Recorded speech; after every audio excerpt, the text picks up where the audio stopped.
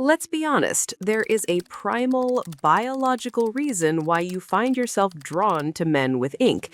It isn't just a type, it is evolutionary programming. For thousands of years, women have been hardwired to seek out men who signal high pain tolerance, risk-taking capability, and a rejection of social constraints. Your biology sees the sleeves, the neck ink, the defiance in his eyes, and it screams survivor. Warrior, protector. But here is where the modern world traps you. You're operating on outdated software. You're mistaking volatility for vitality. You're mistaking recklessness for bravery. Tattoos on men, particularly heavy, visible, or impulsive modification, frequently mark a specific psychological profile. It signals patterns of high impulsivity, sensation-seeking, and often a turbulent relationship with authority and self-identity. When you're choosing a partner, especially if you're thinking about marriage, children, or a shared financial future, risk profile matters significantly more than sparks. In this video, I'm breaking down 8 psychological risks of dating heavily tattooed men that most women don't recognize until they're already emotionally invested, financially drained, or left holding the pieces of a chaotic life.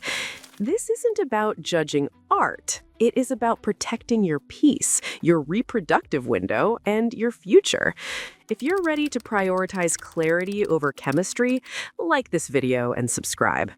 Jumping right into point 1, high time preference, the marshmallow test. The first and perhaps most dangerous risk is high time preference.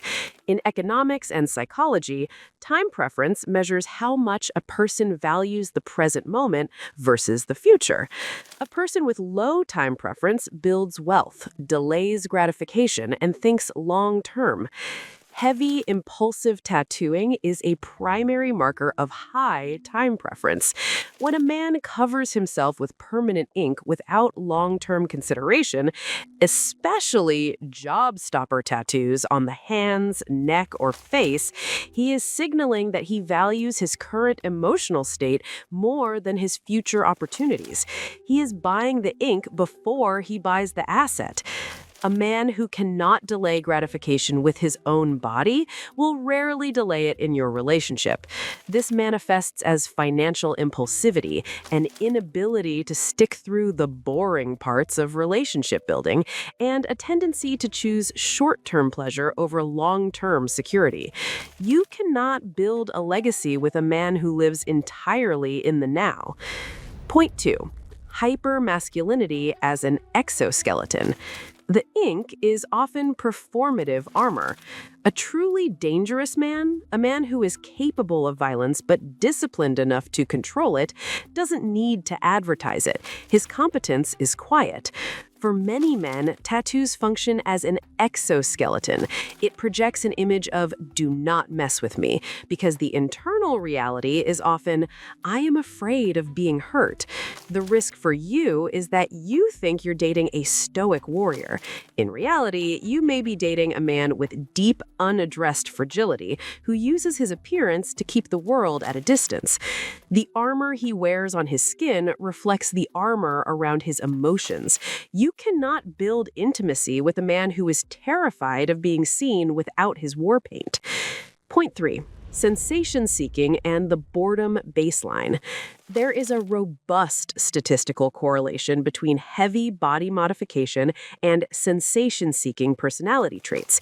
These are individuals whose nervous systems require high-intensity inputs, pain, risk, speed, drama, just to feel alive. This is fatal for long-term relationships. Healthy love is often boring. Healthy love is predictable. To a high sensation seeker, peace registers as suffocation. Stability feels like death. A sensation seeker will subconsciously sabotage peace because his brain interprets it as a lack of stimulation. If the relationship gets too stable, he'll manufacture drama, pick fights, or engage in reckless behavior just to get that dopamine spike.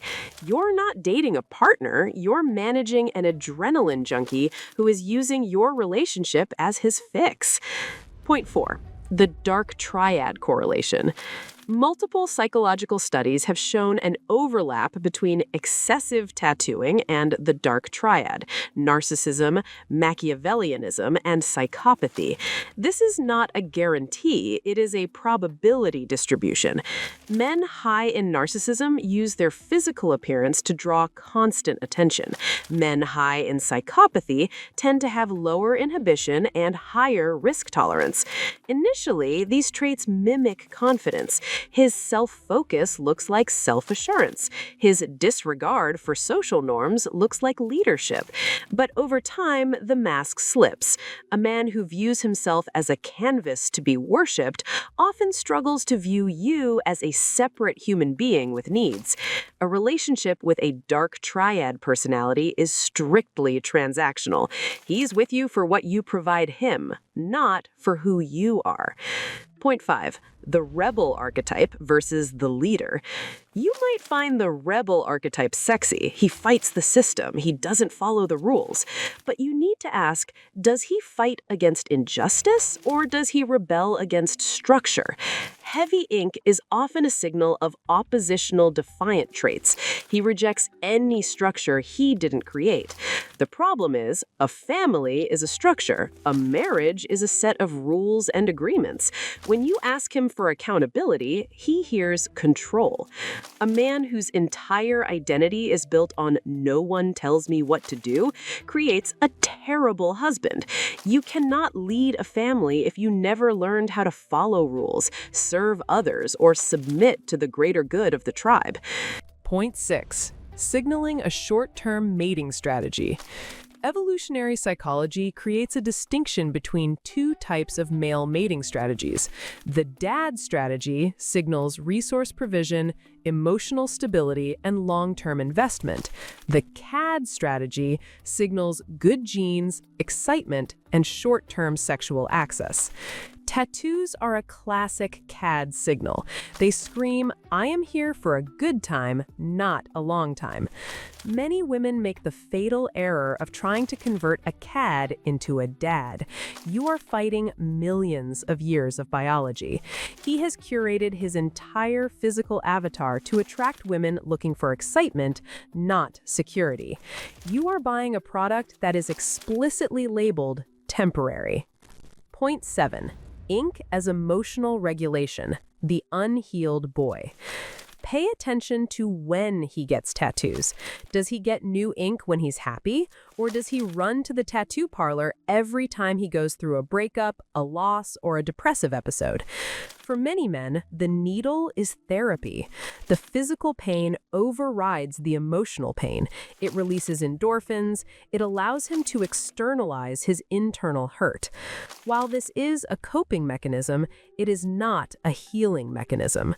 A man who relies on physical modification to cope with emotional distress often lacks the verbal or psychological tools to communicate. In a marriage, this means when things get hard, he won't talk to you. He will shut down, act out, or seek a new sensation to numb the pain. Point 8. Resource misallocation. Good tattoos are expensive. Bad tattoos are a permanent mark of poor decision-making. But regardless of quality, they are a depreciating asset. When you meet a man who has $10,000 worth of ink on his skin, but doesn't own his home, has no investment portfolio, and carries consumer debt, you are looking at a man who values image over substance. A high-value man prioritizes assets that appreciate. He prioritizes freedom over fashion. When a man spends significant capital on body art while his financial foundation is crumbling, it reveals a chaotic value system. He wants to look like a boss more than he wants to be a boss. Do not tie your financial future to a man who invests in decoration before he invests in foundation. Conclusion: the savior trap. Here's the bottom line. You need to kill the savior complex inside of you. This is the oldest myth in the female psyche, Beauty and the Beast. You believe that your love is special enough to turn the wolf into a sheepdog. It rarely happens. What usually happens is the woman exhausts her youth, her beauty, and her emotional bandwidth trying to stabilize a man who is addicted to instability. Tattoos aren't a moral sin, but they are data. They are visible evidence of his history, his pain tolerance, his impulse control, and his relationship with the future. The mistake most women make is treating this data as decoration and then acting surprised when the patterns repeat. If you want excitement, follow the ink. But if you are looking for a builder, protector, and father, look for the man who doesn't need to draw on himself to prove he exists. Look for the man whose strength is so internalized he doesn't need to advertise it on his skin. Be smart. Vet with your head, not just your eyes. If this breakdown helped you see the signs more clearly, like this video and subscribe. Drop a comment below. Have you ever tried to save a rebel, and how did it end? I'll see you in the next video.